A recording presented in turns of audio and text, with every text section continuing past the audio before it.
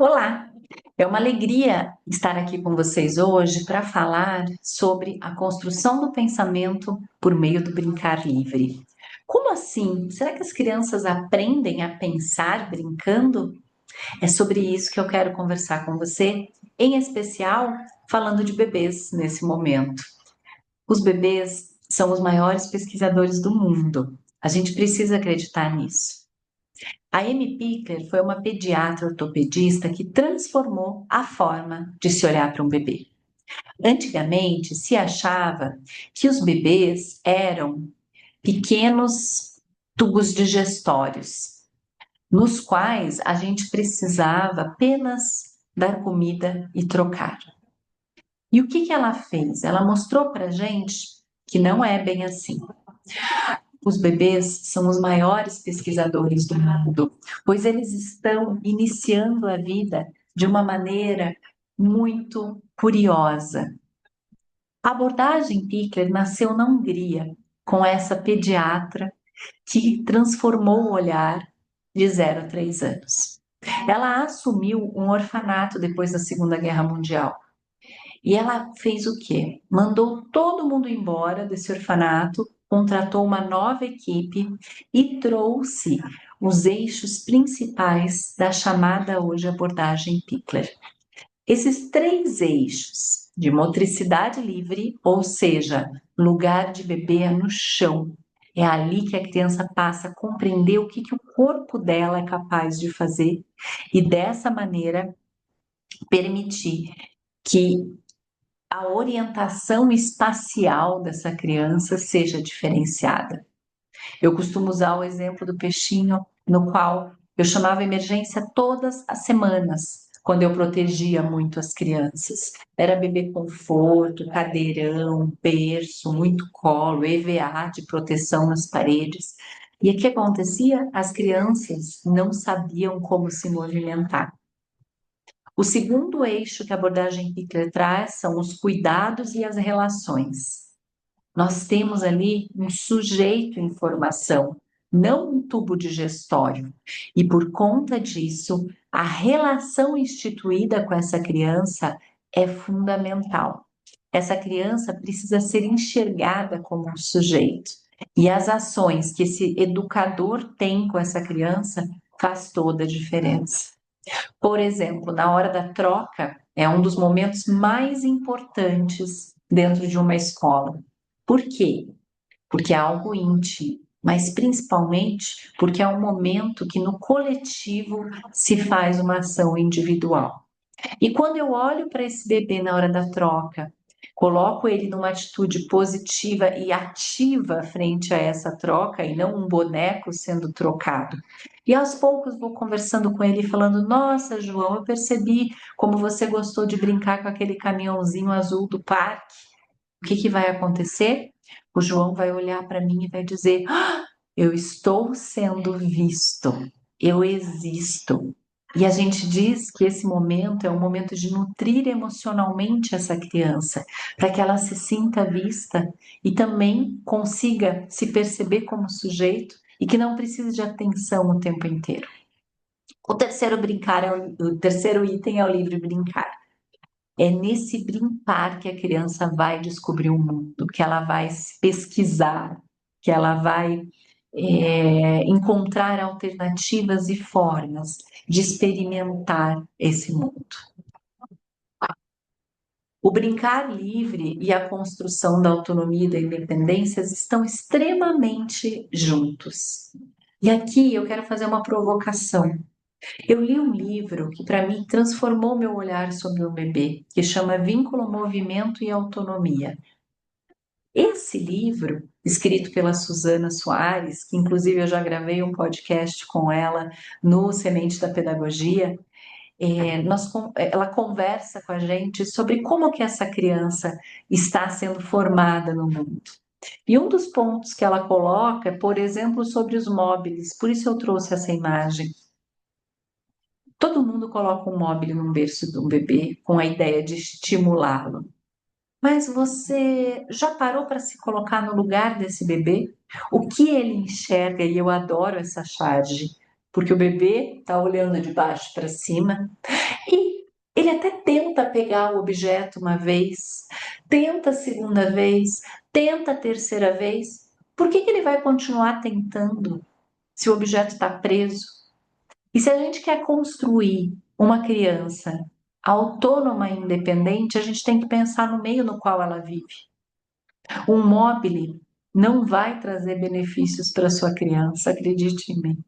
Eu sei, eu também fui mãe que colocou o mobile no berço, mas eu fiquei chocada quando eu pensei sobre isso, falei, tem tudo a ver. A gente precisa pensar nesse espaço e pensar nos momentos em que a gente ajuda as crianças a desenvolver a autonomia e a independência. E aqui eu quero falar sobre a diferença dos dois itens.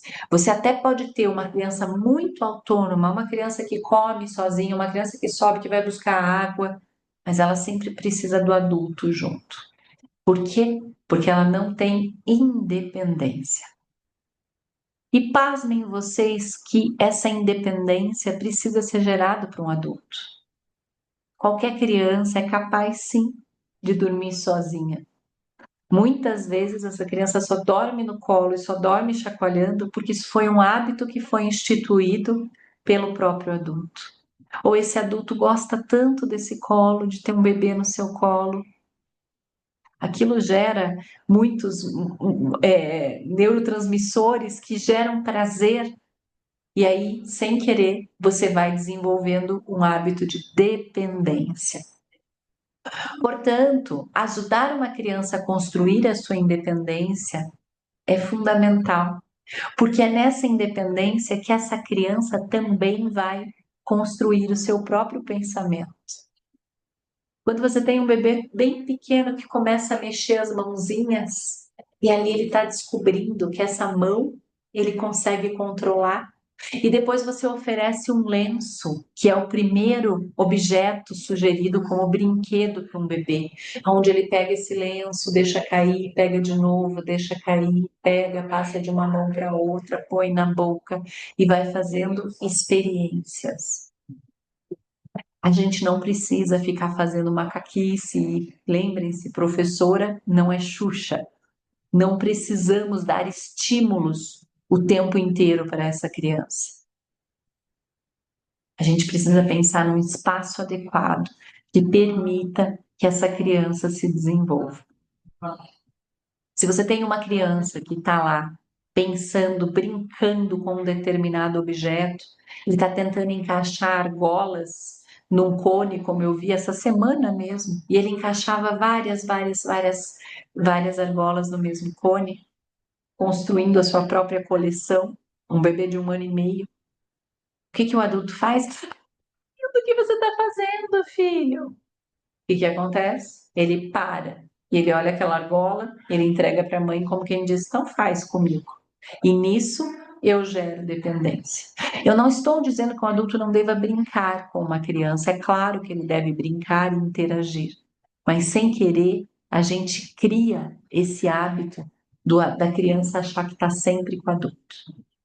E sem querer, a gente interrompe o processo de pensamento dessa criança que está começando a criar raciocínios.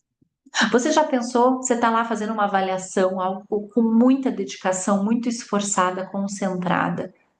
Se chega alguém e fala, ai, que lindo o que você está fazendo, o que que acontece? Quebra teu raciocínio. Não é verdade? Por que que a gente faz isso com os bebês? Por que que a gente acha que nós temos que fazer esse movimento de estimulação o tempo inteiro? O bebê precisa, sim, de materiais interessantes, de objetos significativos, de interação, mas não o tempo inteiro. O foco não está no adulto, está na experiência e no processo de pesquisa desse bebê.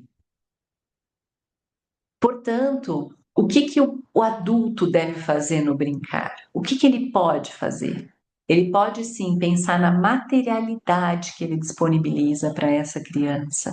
Quais objetos são significativos para essa criança, em que eu permito ela experimentar, encaixar? Qual é a idade que essa criança está e quais os objetos que são mais importantes para os experimentos que são atrelados à faixa etária?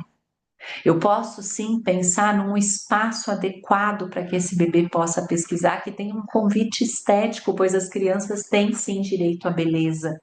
É muito mais bonito quando você organiza um espaço, por exemplo, com vários cubos organizados de maneira que te convidem a ver, do que quando você vai lá e vira uma caixa cheia de brinquedo para a criança mexer. O adulto pode fazer isso. O adulto pode sim realizar intervenções específicas e poucas, quando necessário, não é o tempo inteiro. Ele pode sim validar posteriormente. Eu percebi que você gostou de brincar com o carrinho amarelo.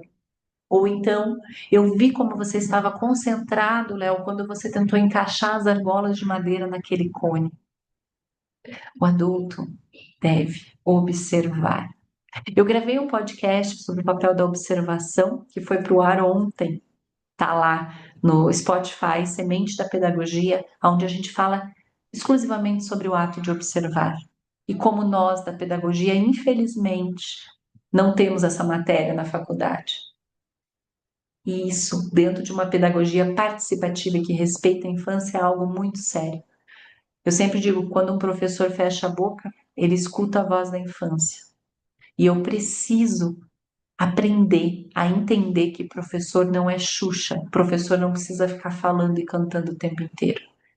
Ele precisa pensar, apresentar propostas interessantes, significativas, observar e enxergar a criança.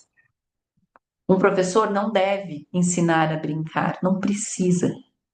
Um professor, um educador não precisa forçar o bebê a brincar, realizar atividades. Vamos lá, carimbar a mãozinha de tinta vermelha gelada, com aquela cor forte, só para deixar a mamãe feliz. Isso é uma agressão ao corpo de uma criança. Já pensou se você não quer? Eu seguro a sua mão com firmeza e coloco uma tinta, porque eu vou sim carimbar para que a sua mãe veja que eu estou fazendo alguma coisa na escola? Desnecessário e agressivo. Uma pequena violência. O adulto não precisa apresentar excesso de estímulos ou fazer excesso de intervenções ou excesso de validação. Às vezes eu recebo crianças na escola que têm esse excesso de validação, esse excesso de intervenção de casa, e a criança pega um objeto, o que ela faz? Ela olha para o adulto. Ela não sabe experimentar. E talvez vocês tenham visto que ultimamente as crianças não estão tendo repertório. E não é porque não tem interação, porque os pais estão na tela ou a própria criança está na tela, mas é porque a gente não permite que esse universo seja desvendado, que o planejamento da infância, que é descobrir o mundo, seja realizado.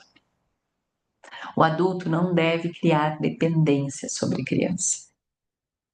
Ele vai estar lá, sim, com um papel de apoio, pensando nessas estratégias, observando, respeitando o ritmo de cada criança, conhecendo cada um pelos aspectos funcional, como esse corpo funciona, como é que está a alimentação, o sono, os esfíncteres, coordenação motora, linguagem, sentidos.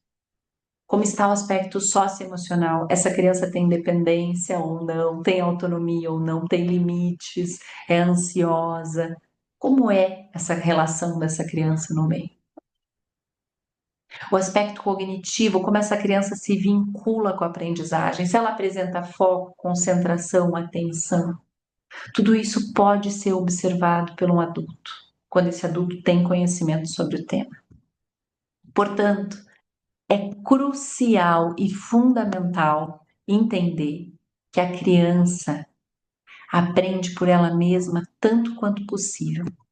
Se nós nos ajudarmos a finalizar cada tarefa, a fazer cada coisa, nós estamos privando do mais importante no aspecto do seu desenvolvimento. Uma criança que consegue as coisas por meio da experimentação independente própria adquire um tipo de conhecimento completamente diferente daquela para a quais são oferecidas previamente as soluções. A Amy Pickler já dizia isso e eu posso dizer para vocês, pois a minha escola já foi tradicional e eu ficava ensinando tudo para as crianças. Eu tinha muito choro, porque a professora saía 1 minuto do campo de visão, a criança se desesperava. Eu tinha crianças que não sabiam se posicionar para o amiguinho dizendo não. Eu tinha crianças que não conseguiam se envolver com propostas realizadas por elas mesmas, que ficavam paradas esperando o tempo inteiro o que a professora ia pedir para fazer. Portanto, deixemos que essas crianças cresçam de maneira independente, autônoma, e que a construção do seu pensamento aconteça pelo brincar, de maneira respeitável. É pelo brincar que eu consigo observar como está o raciocínio dessa criança. Se ela ainda está na fase sensório-motora, ela já está na pré-operatória. Se ela brinca de faz de conta, se ela constrói coleções, se ela se permite representar o mundo pelo qual ela vive por meio da materialidade. Eu vejo uma criança que pensa quando esse faz de conta é presente, quando ela se identifica nesse espelho, quando ela enfilera objetos criando coleções, quando ela interage com os amigos, quando ela é tranquila, quando ela é calma, quando ela compreende que ela está sendo vista emocionalmente, sem ter na sua frente uma prof. Xuxa cantando Galinha Pintadinha o tempo inteiro. Para saber mais, você pode ler alguns livros que eu gosto muito, por exemplo, As Origens do Brincar Livre. Esse livro é incrível. Afinal, o que os bebês fazem no berçário, outro maravilhoso também. O Brincar Heurístico na creche. Brincar heurístico é um recurso incrível para bebês, para crianças maiores também. Vocês já devem saber, mas não custa lembrar. Heurístico vem da palavra eureka, que é ter ideias. Se eu permito a essa criança desvendar o mundo, eu com certeza estou criando um ser humano com maior independência, com maior autonomia, que saiba interagir com o mundo. Para saber mais, tem o meu podcast no Spotify, Semente da Pedagogia. O meu Instagram, você pode seguir Semente da Infância, Peixinho Dourado Curitiba ou Mariana com 2 Ns.canova. E também os sites Semente da Infância e Peixinho Dourado. Estou sempre à disposição. Muito obrigada.